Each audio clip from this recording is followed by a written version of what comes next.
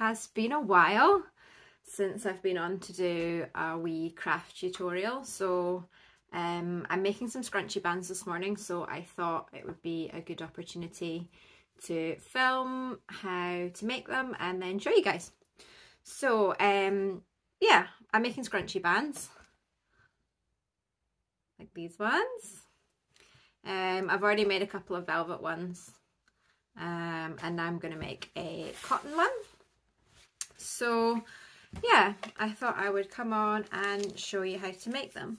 So let's start by going over what you need. So you'll need a long strip of fabric. A fat quarter will not be long enough, really. You can, but it won't be as scrunchy, if you see what I mean. It will be more kind of relaxed because there's not enough fabric to scrunch up. So like a ½ meter is better, or a meter, depending on how wide your fabric is. But yeah, a decent amount of fabric so you can get a nice long length. You will need a hairband to go inside. You will need either a sewing machine or you can hand sew if you want to. Glue gun will make things faster, but again, you can hand sew if you don't have a glue gun. So yeah, let's get going. So like I said, in order to get it to scrunch up enough, you're going to want a piece of fabric that is about 80 centimeters long. It can be a bit longer or a bit shorter. This is just what I've kind of come up with after I've made about, I don't know, 50 or so of these. So 80 centimeters is just around 31-ish inches. And you're going to want it to be about 12 centimeters wide, which is just under 5 inches. And similar to how we did the knot bands, we're going to make a tube out of this. I'm just going to pop a couple of clips in.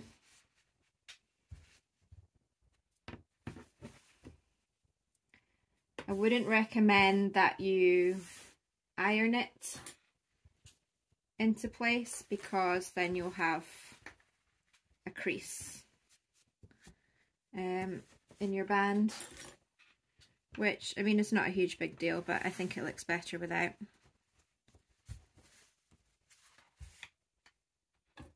I'm putting the clips on the folded edge at the moment because I'm going to trim this.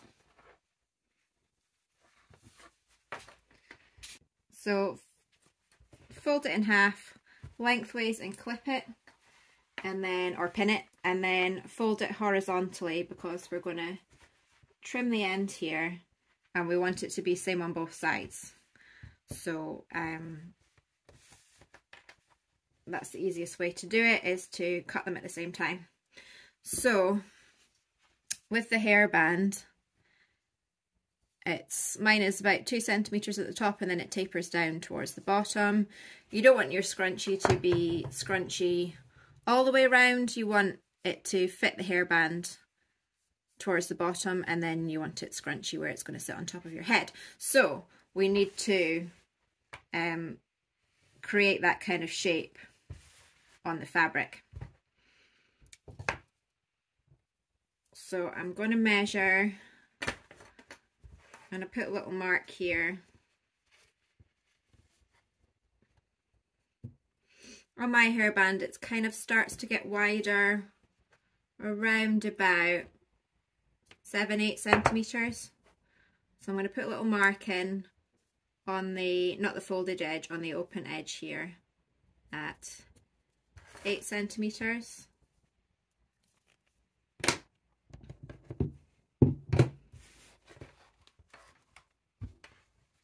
And then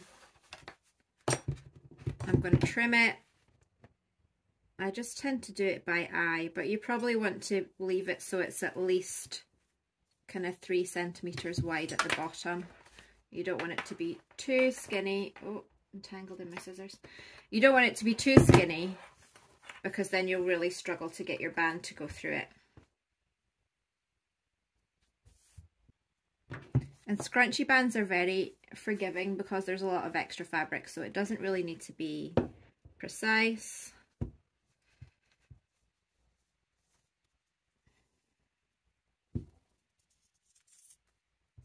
So I'm going to come up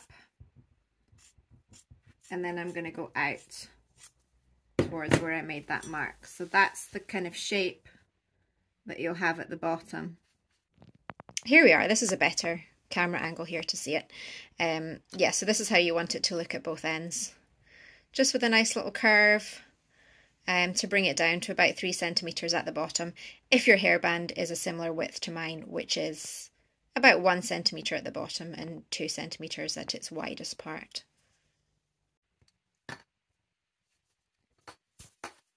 And then because we've done it in half, the two sides are going to be the same. Get rid of those scraps and then we're ready to sew. So it's just going to be a straight stitch, and when we sew we're going to start on the folded edge. It just helps to get that nice tapered in shape down the bottom. So we're going to start on the folded edge opposite of where we just made that cut to start tapering it down. We're going to start on the folded edge.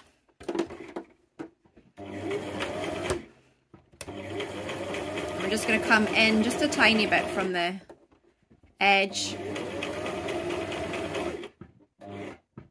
It creates a nice kind of dart at the end of the scrunchie band to make that nice shape that we want.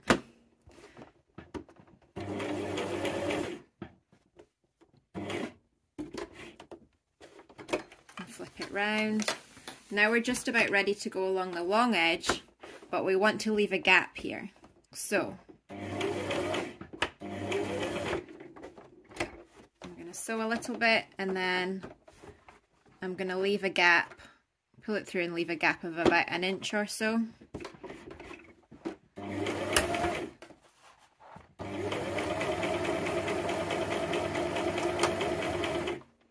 And then we're ready just to start sewing down this nice long edge.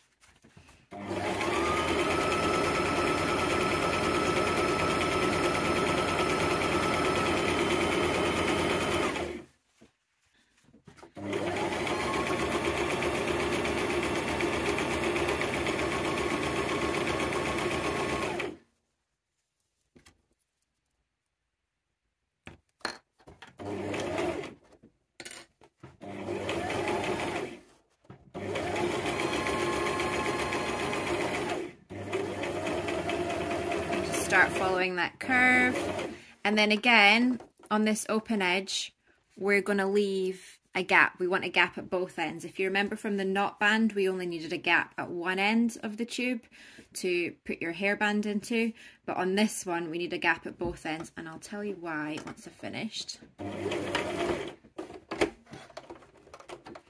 going to pull it through and leave a gap again of just like 1 inch or so.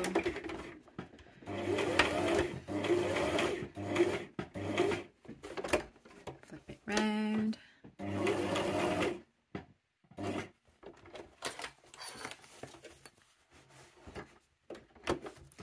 And then again we're going to come out on this side just to match.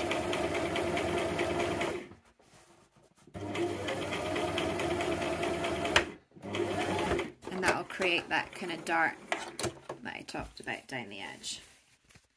Okay, so we've sewn it together to make our tube. I should mention this fabric is the same on both sides, so it doesn't really matter what way I did it, but obviously if you have a pattern that's like print on one side and plain on the other, you obviously want to sew it with the right sides together. So I'm just going to trim some of the wee edges here. It just makes it easier when you're going to turn it through. Oh, I didn't realise that my tripod does not like to stay in place. Yeah, I'm just going to trim it, get rid of some of the threads, and it will make it easier to turn through. And I will explain to you why we've left a little gap on both ends. So with the knot band, we just needed a gap on one end just to fit the hairband through. But on the scrunchie bands, we actually want to, let me just grab one. On the scrunchie bands, we actually want to pop a bit of glue on the inside and actually secure the fabric to the inside of the band. And I'll tell you why, because this scrunchie band is a whoopsie, because I made a mistake. So on this side, the fabric is secured to the end. So if I pull it, nothing happens. It stays where it is, and it's all lovely and scrunchy. On this end, I forgot. So this is what happens. So, which is not a big deal because you can still pull it back on, and when you wear it, I mean, it's not going to move. Sorry about my tripod, guys. When you wear it, it's not going to move anyway. However,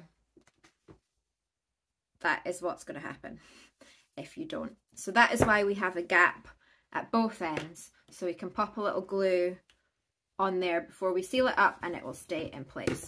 So I'm just going to go ahead and just trim around these edges, and then we'll be ready to turn it through. Okay, so I've just trimmed off a little bit of excess from along here just so there's less bulk to turn through. If you remember from the knot bands, my preferred turning tool, you can use a proper turning tool, I think you can buy them, or you can use a pencil, or you can use a chopstick, whatever you've got to hand, but I like to use a reusable straw. It's long enough, it's not got a sharp end that's going to damage your fabric.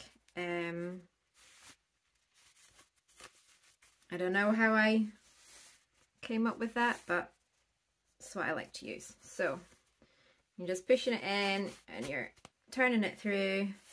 Because it's a scrunchie band, there's lots of room, so it should turn through fairly easily. And these are so quick to make and they look so nice. I love making them in velvet, but the cotton ones look just as nice. This is a nice summery gingham. There we go. So that's it turned through. And I'm ready to put my headband in. Doesn't really matter what colour headband you have. I usually get mine from Amazon. So I usually buy them in bulk and I have a whole load of different colours. Doesn't really matter what colour you use as long as you know if you're making something in a light coloured fabric, you probably want a light band because otherwise the colour might show through.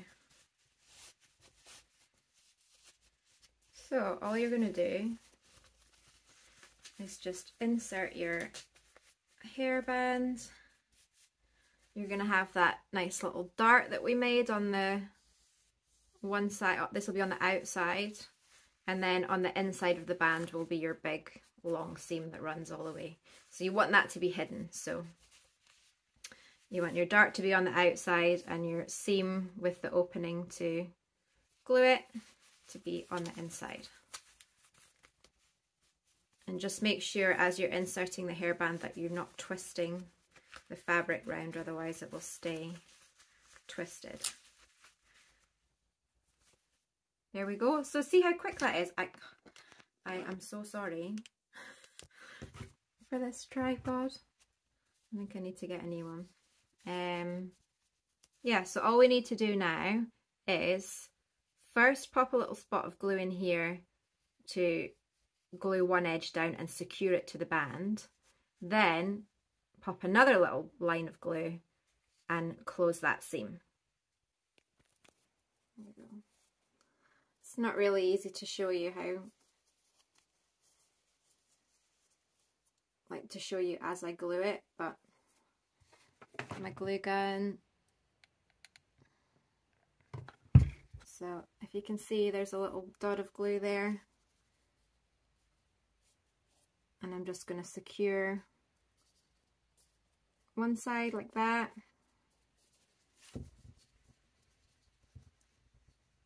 And then I'm just going to fold the little raw edge of the seam in, and then I'm going to run another line of glue and just close that gap. And then I'm going to do the other side. So by doing both sides like that, rather than just one side, it will make sure that your scrunchie doesn't unscrunch itself and try and escape from the hairband. So.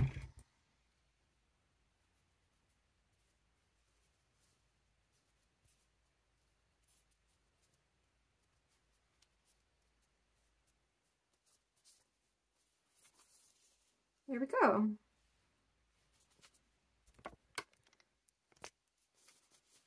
So that's both ends done, and then all you need to do is kind of just play about and scrunch it to how you want it scrunched.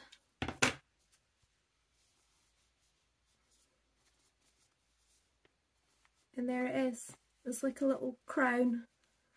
It's so pretty for spring. Yeah, and like I said, so fast. And they look so nice in the velvets. But you can do it with any fabric.